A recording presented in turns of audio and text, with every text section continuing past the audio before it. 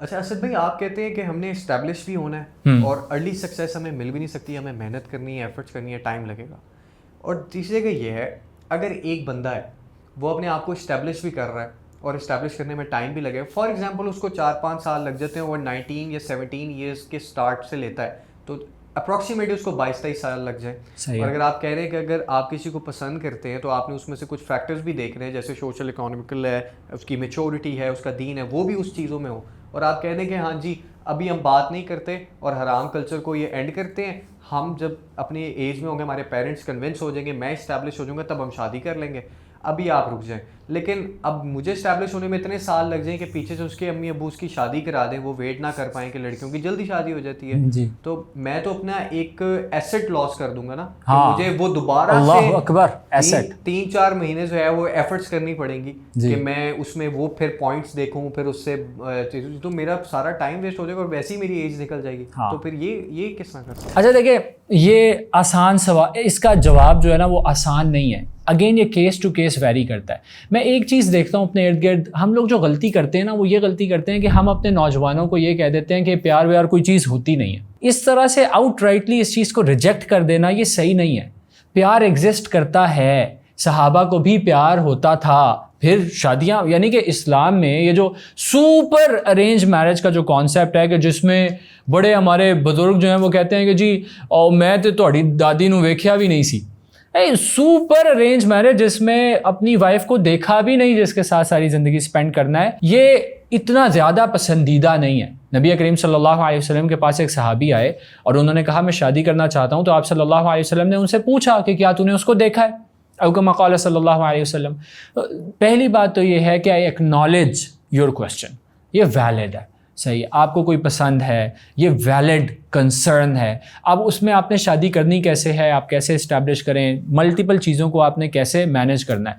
پہلی دیکھیں، آپ نا اس کو ایسے سمجھیں کہ this is a project that you have to manage. آپ ایک پروجیکٹ مینیجر بن گئے. اگزامپل لیں کسی ایک سی ای او کی جو ایک کمپنی چلا رہا ہے.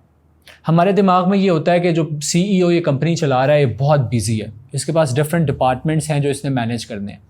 ٹھیک ہے، ایک مسلمان وہ اپنی ذات میں سی ای او ہوتا ہے. کیسے؟ نبی صلی اللہ علیہ وسلم نے کیا فرمایا ہے کہ کلکم راع وکلکم مسئول عن رعیتہ، کہ تم میں سے ہر کوئی جواب دہ ہے. مفہوم یہ ہے حدیث کا کہ تم میں سے ہر کوئی جواب دہ ہے اس کا جو اس کے انڈر ہے. سو ایوری ونز اے سی ای او. اب یہ جو پروجیکٹ ہے نا شادی والا، اس کو ہمیں ایک بہت بڑی کمپنی کی طرح لے کے چلنا ہے کہ جس میں ڈفرینٹ آرگنائزیشنز ہیں اور ہم نے ہر آرگنائزیشن کا خیال رکھنا ہے. اس میں ایک ایسپیکٹ یہ ہے کہ آپ نے جاب کرنی ہے، ایک ایسپیکٹ یہ ہے کہ آپ نے بزنس کرنا. One part of the answer is کہ آپ ٹرائی کریں. اللہ تعالیٰ نے کیا کہا ہے؟ وَمَن يَتَّقِ اللَّهَ يَجْعَلْ لَهُ مَخْرَجًا. جو اللہ کا تقوی اختیار کرے گا اللہ تعالیٰ اس کے لیے نکلنے کا رستہ بنا دے گا. اور پھر کیا کہا؟ وَيَرْزُقُهُ مِنْ حَيْثُ لَا يَحْتَسِبُ. اللہ اس کو وہاں سے رزق دے گا جہاں سے اس کی سوچ بھی نہیں. دوسری بات یہ ہے کہ یہ رزق جو آپ نے کہا کہ ہاؤ مچ از انف. 1.5 لاکھ کافی ہیں، 2 لاکھ کافی ہیں. میں ایسے لوگوں کو جانتا ہوں جو 20 لاکھ کماتے ہیں، ان کے لیے 20 لاکھ بھی کافی نہیں ہے.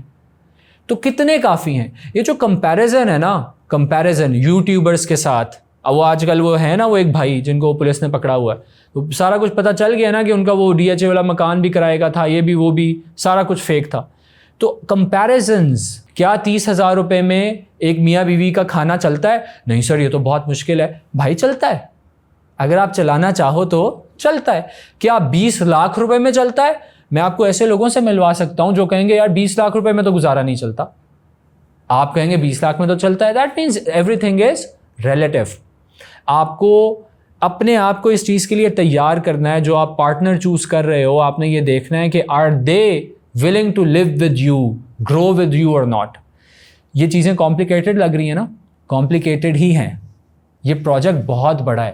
ایک بیوی آپ کی دنیا کو یا جنت بنائے گی یا دوزخ بنائے گی، اور وہ بیوی یا آپ کو جنت میں لے کے جائے گی یا آپ کو دوزخ میں لے کے جائے گی. This is the biggest project of your life. ہاں جب بچے ہو جاتے ہیں وہ بھی بہت بڑا پروجیکٹ ہوتا ہے. Choosing your spouse is going to decide if you are going to go to Jannah or going to the hellfire. اس لیے یہ بہت بڑا پروجیکٹ ہے, اس کو اس کی ڈیو رسپیکٹ دینی چاہیے. ایک چیز اور جو میں سجیسٹ کروں گا وہ یہ ہے کہ اپنے مینٹورز بنائیں. آپ کا کوئی مینٹور ہونا چاہیے کہ جس کے پاس آپ جائیں اور اس سے گائیڈنس لیں, اس کو بتائیں کہ میرا یہ مسئلہ ہے, یہ لڑکی ہے جو مجھے پسند ہے, اس سے میں شادی کرنا چاہتا ہوں, میرے یہ مسئلے ہیں, ان کے یہ سارے مسئلے ہیں, اب ہم ان چیزوں کو کیسے حل کریں. تو یہ بہت امپورٹنٹ ہے. میرے پیرنٹس مجھے کمپیریزن کر رہے ہیں میرے ایک ایسے کزن سے جو ایک IT کمپنی میں جاب کر رہا ہے جرمنی میں, اور وہ کما رہا ہے تقریباً 6 لاکھ 8 لاکھ 9 لاکھ, اور وہ کہہ رہے ہیں نہیں تقریباً اتنی انکم اسٹریم کو اسٹیبل کرو پھر تمہاری شادی کریں گے. But my partner who wants to marry me is convinced on the income 60-70,000 that I am happy with that. By time we will grow inshallah. ہاں, تو یہ بہت اچھا ہے, یہ جو آپ نے بات کی یہ بڑا اچھا یوز کیس ہے. اگر ایسا ہے تو you need to convince your parents. اپنے پیرنٹس کو بٹھائیں and have an educated conversation with them. ہمارا جو کمیونیکیشن گیپ ہے ہمارے پیرنٹس کے ساتھ, اس کو ہمیں بریک کرنے کی ضرورت ہے. وہ پیرنٹس بریک نہیں کر سکتے. ٹین ایجرز آتے ہیں, وہ آ کے کہتے ہیں کہ اماں ابا بات نہیں کرتے, ان کو بات کرنی نہیں آتی. تو ان کو نہیں آتی نا, کیونکہ وہ پڑھے لکھے نہیں ہیں. آپ کو تو آتی ہے. اپنے اماں ابا کو بٹھاؤ اور ان سے بات کرو, جو آپ کے دماغ میں ہے وہ ان کو سمجھاؤ, ان کو کنوے کرو, غصے کے ساتھ نہیں, بالکل لاجیکلی کہ اماں ابا یہ وہ چیزیں ہیں, یہ ساری چیزیں ہیں, اس وجہ کی بنیاد پر میں یہ ڈیسیژن لینا چاہتا ہوں.